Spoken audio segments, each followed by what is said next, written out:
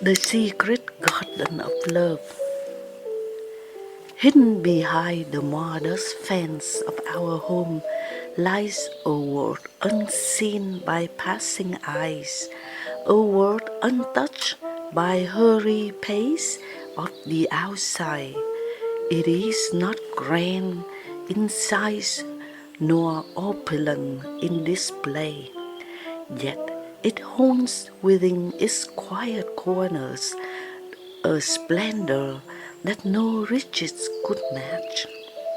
This is our backyard, but to us it is more than just a backyard, it is a secret garden of love.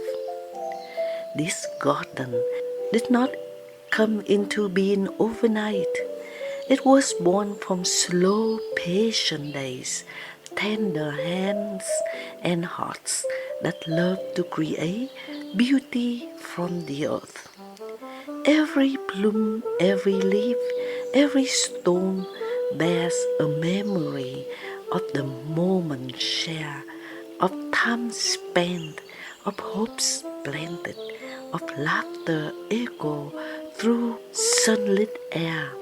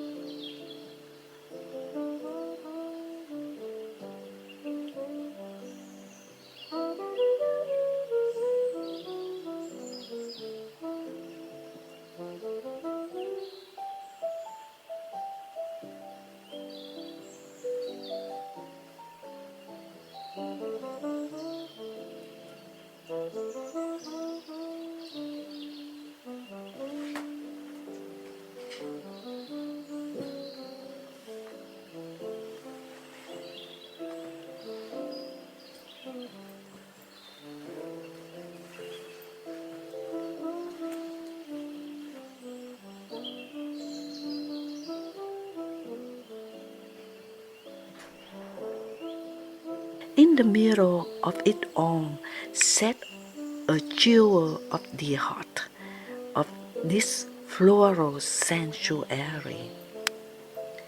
It is the heart-shaped planter made of soft, weather-warm masonry. Now moss-kissed and rooted deeply in our story. It is the heart of the garden, quite literally, it is the heart of our love. When we were still building our life together, my husband laid each stone of that planter with his own hands. For the heart of our home, he said, winking as he pressed the final stone into place. I remember watching him then, the sunlight glinting in his hair, the sweat trailing down his cheek like a badge of devotion. I planted roses in it the next day, deep crimson ones for the passion, blush pink ones for the tenderness, and single white rose for the purity of our beginnings. Every spring they bloom again, and every spring they tell our love story anew, surrounding the heart. The garden sprung with enchanted tapestry.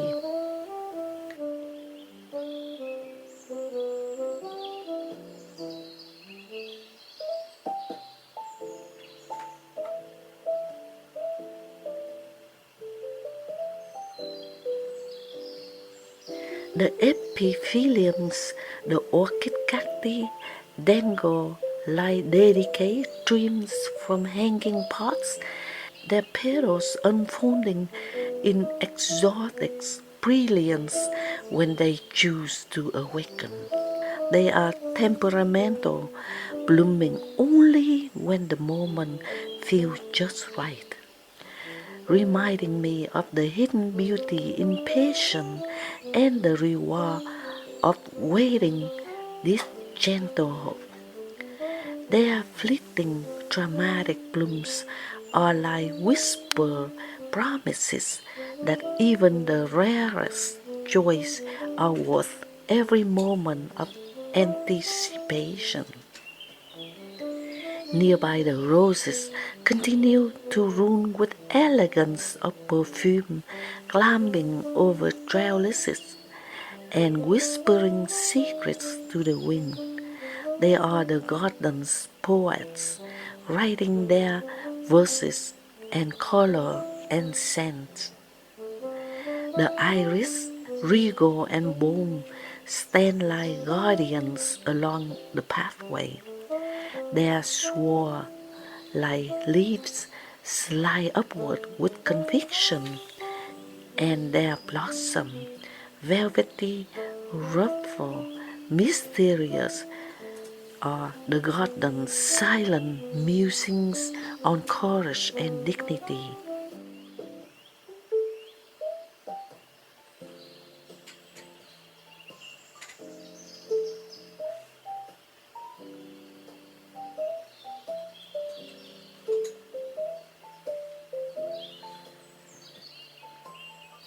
The daisies, with their simple white petals and golden eyes, beam with childlike joy, forever cheerful, forever harnessed.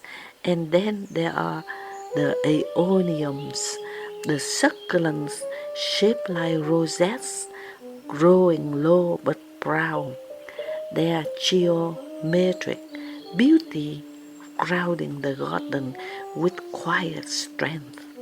They remind me of resilience, the kind of beauty that survives heat and drought and yet still stands green and thriving. But beyond all of the flora, beyond the textures and colors, what truly animates this garden is love. My husband and I, we often walk hand in hand along the gravel path.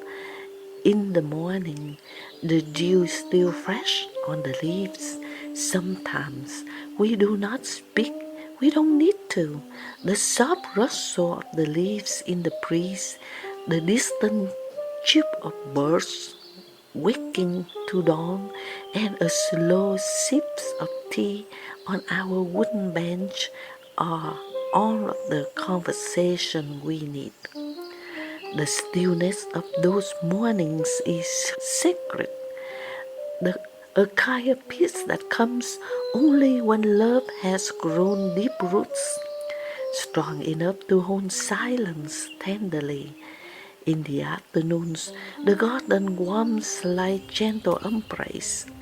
The sun stretches its golden arms across the patio, and we sit in its warmth, often with books in our hands and music from wind chimes overhead. Sometimes we share stories from our youth, sometimes we just laugh at how forgetful we become, but always, always we smile. The warmth from the afternoon sun does more than heat our skin. It melts away the worries, the little tensions of the day.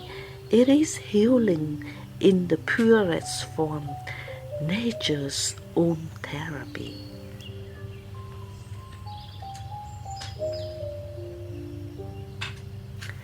And then, then there was a moment filled with laughter.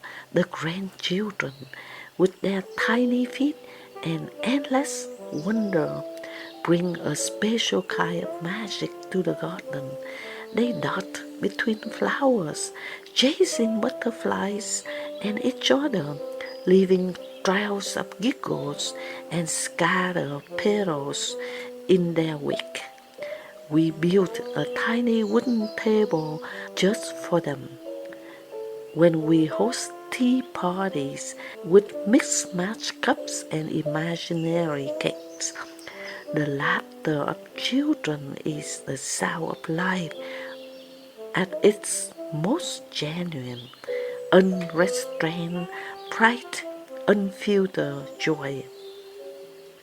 When I see my husband crouching beside them, teaching them how to gently water the roots or show them how to find worms in the soil without fear, my heart swells with love and that spans generations. Sometimes friends come by for tea with real cakes and real stories. We gather around the large table near the roses, each bringing a piece of themselves to the afternoon, a memory, a joke, a worry, a secret. There is something about sipping tea in the garden that makes hearts open easier, laughter ring louder, and time move slower. These moments, though simple, have a kind of alchemy.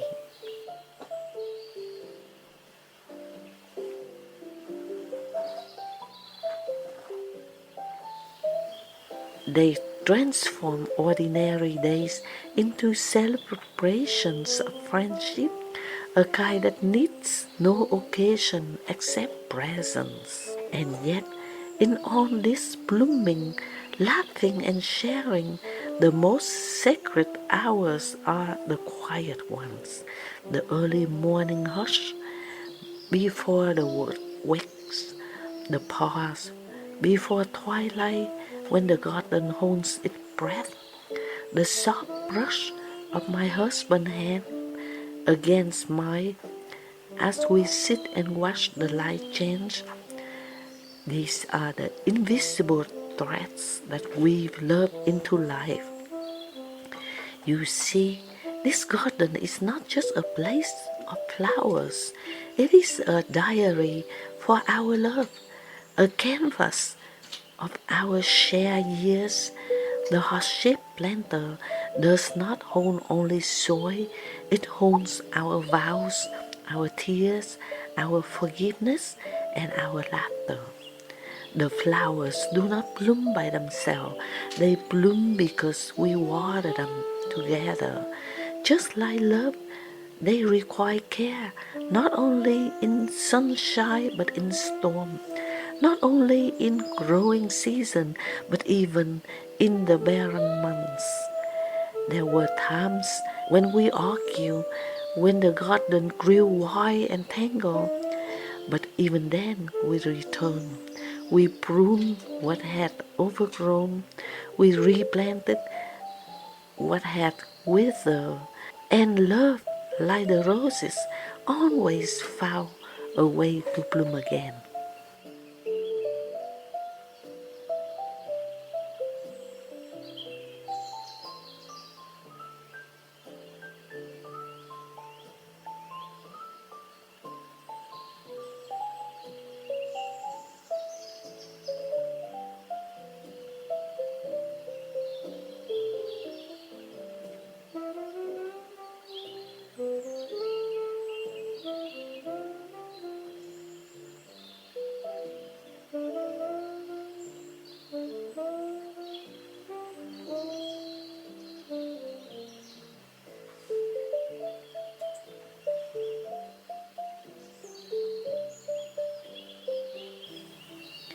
This is not just a home filled with beautiful memories.